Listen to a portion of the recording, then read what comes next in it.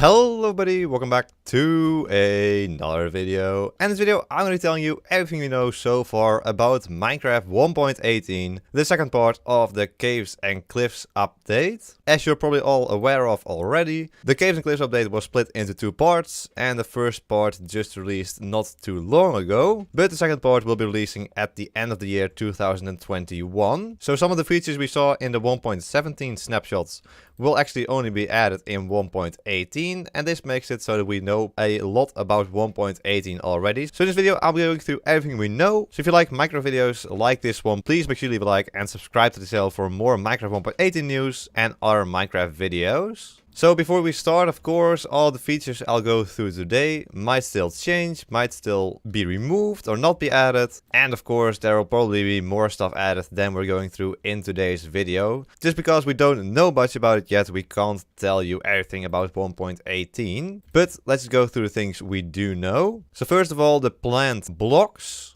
are the different sculk blocks. So there's the normal sculk block, which will generate in the new biome called the deep dark. We'll get into that later on even more. The sculk block has an animated texture and it could be used for redstone, since we saw it in the redstone tab of the creative inventory. Then there is the sculk trap. We don't know its name yet, but we're just calling it sculk trap for now. This will also generate in the deep dark, and it has a slightly different top texture than the normal sculk block, and once again it could be used for redstone. Then there's also the sculk chute, which once again generates in the deep dark, and it's made up of a part sculk and part bone-like material. So once again, maybe use redstone, since it was seen in the redstone creative inventory tab. And this block actually glows similarly to the glow squid. It does not emit any light, but it does glow. Then there's also the sculk veins. Once again will generate in deep dark and also might be used for redstone in some way, shape or form. So the sculk veins generate in layers on top of blocks, similar to how snow can be stacked in layers. And it can also be placed in all the different directions, like the glow lichen. And also like the glow lichen, the sculk veins are also transparent in some parts, so you can see through it. And then there is of course also the sculk sensor, which was already added to 1.17. You can get it through commands, but we should see this one generating in the deep dark as well in 1.18. Then for items, we have of course the illustrious goat horn. That was added to Bedrock Edition, but so far has not been added to Java Edition yet. So we should see this at least in 1.18, maybe even earlier, we don't quite know. So the goat horn drops if a goat rams into a block. And if you use it, you will actually hear this sound.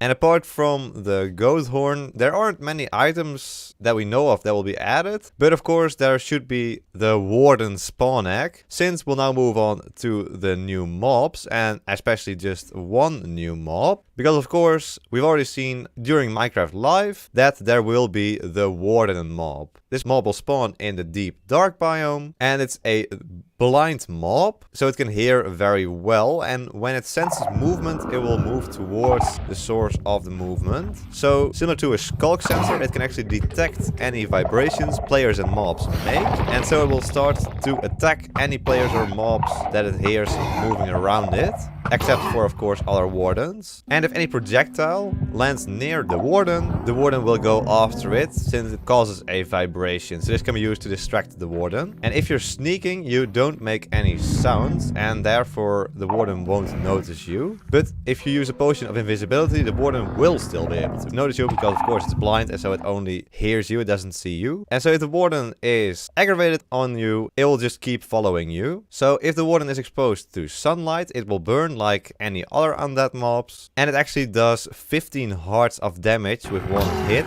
Or if you're wearing full netherite armor, it does 6.5 hearts of damage. So this mob was designed in a way that makes it difficult to flee from, and it will have a way to counter the strategy normally used for killing iron golems, where you just tower up 3 blocks. And then you just being able to hit the golem, or in this case the warden. The iron golem can't do anything against it, but the warden will have an attack that will be able to counter this strategy. The warden also seems to have some sort of knockback resistance, so it won't get knocked back if you hit it. And within the warden's chest, there's a glowing core that appears to brighten and dim, along with the ambient lighting of the deep dark. And from what we've seen so far, the warden does appear to be 3.5 blocks tall, so it's one of the tallest mobs in the game. So that's pretty much all we know about the warden so far. Then there's also, of course, new world generation. So caves and cliffs, it's already in the name. There will be caves and there will be cliffs or mountains. So the mountains we've already seen in Bedrock Edition, so we have some nice images of that. So this will also be where the powder snow will spawn, and you can find iron, emerald and coal ore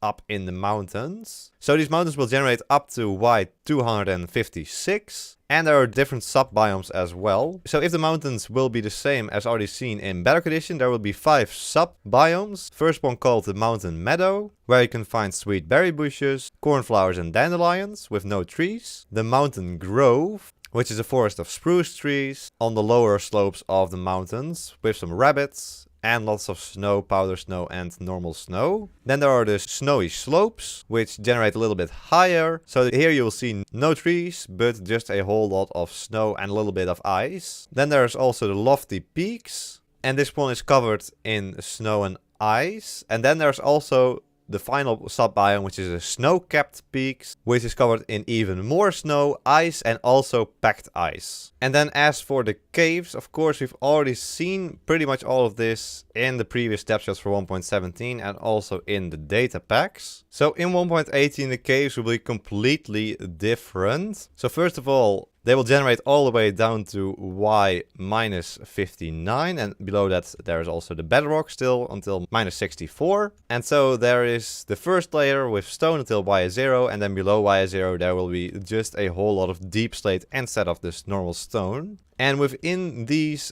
large, massive caves, you'll also be able to find lava aquifers and water aquifers as well. Just large lava and water lakes. And of course, the old caves are still here. They just blend better with the new ones as well. And there are just a whole lot of new cave types added, like crack carvers, like cheese caves, spaghetti caves, noodle caves, all different new kinds of caves. Of course, if you want to know more about these different cave changes, I invite you to watch my snapshot videos. There will be a link to that playlist in the top right hand side of your screen. So you can check that out if you want to know more about these caves that will be coming in 1.18. And then something else that will be able to generate in your world are large ore veins. So these will be either copper ore veins mixed with granite. They are very, very large.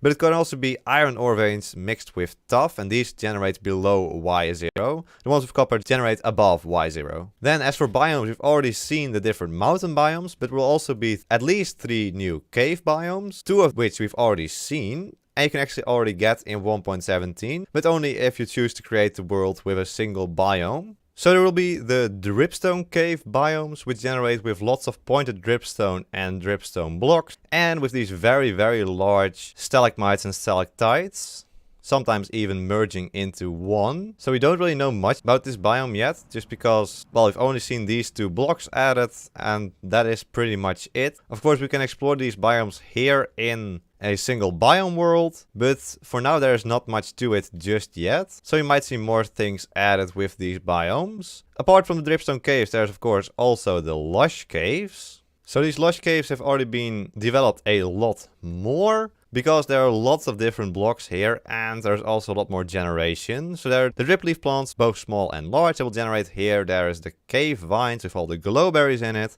and there are some clay pools we can see on the floor. There are azaleas, there's moss on the floor and on the ceiling as well. There are spore blossoms up there. And in this biome also Axel will be able to spawn. So this biome already feels much more alive than the dripstone caves in my opinion. I don't think much will change about these, but we'll have to wait and see of course until the 1.18 snapshots roll around. But this just feels like a totally different game if you look at it like this. There's so much going on in these caves that really never was here. So excited for 1.18. Then also in the deep dark, there will be ambient light that occasionally dims, which will limit the player's visibility. So it's not blindness, but it just changes the amount of light you can see in your game. This will be a feature that will be added in the deep dark biome only, and we have to wait to see how this actually turns out. Then as for any fossils that generate in your world below Y0, they will have deep slate diamond ore instead of normal coal ore, so they will be much more valuable if you find these fossils below Y0. Of course, they are super rare and only generate in deserts and swamps, so it would be very nice and very rewarding if they would have some diamonds within them. And then there's something else that was already added in the snapshots, but that we won't really see in 1.17. So you can get these with commands, and they are the bundles. So these are just not completely finished yet because they don't really serve the purpose they should be serving. So these bundles were introduced to solve part of the inventory problem, because of course we don't have a very large inventory as a Minecraft player, but there are almost 1,000 blocks and items in the whole game. So this bundle was the first attempt at solving this issue, but it wasn't really finished yet, so that's why they didn't add it in 1.17. So we should see some changes to the bundles, and they should then be added in 1.18. And then there are a couple more things that might be added, but we're not sure on completely yet. So these are strips of diorite and calcite just going through the world instead of the blobs we see all the different types of stone generate in now. Then there might also be the possibility that the spore blossoms, which generate in the lush caves, might be able to close and then not emit any particles, since it was seen on the concept art for the spore blossom. Then something else we might see is a new type of log, since the azalea trees now just generate with oak logs. So you might see an azalea log in the future in 1.18, but this is not entirely certain, so we'll have to wait and see if that actually happens. And then something I have to mention, of course, during Minecraft Live, with the showcase of the warden, we saw that the player was in a sort of underground cabin. So we're not 100% sure that this will be a generated structure, or if this just was an example structure of someone's base that they built near a warden. This underground cabin might be a naturally generated structure. It had a cobblestone floor, a stripped logs, there were barrels, a blast furnace, a large chest, and some candles around it as well. So we'll have to wait and see until the 1.80 snapshots if this will actually be a naturally generated structure or not. But there we go, that's pretty much it. That's all we know about 1.18 so far. If I missed anything, please let me know about it in the comments down below. So if you like this video, please make sure you like and subscribe to the channel for more Minecraft videos and Minecraft 1.18 news. I want to thank my tier members, the Smikkelaar and Chong Chong Chong Chong. Thanks so much for becoming tier 3 members. If you also want to become a member, click the blue join button below the video to check out the different tiers. There we go, I hope you all enjoyed this video and hope to see you all in the next one. So until then, bye bye!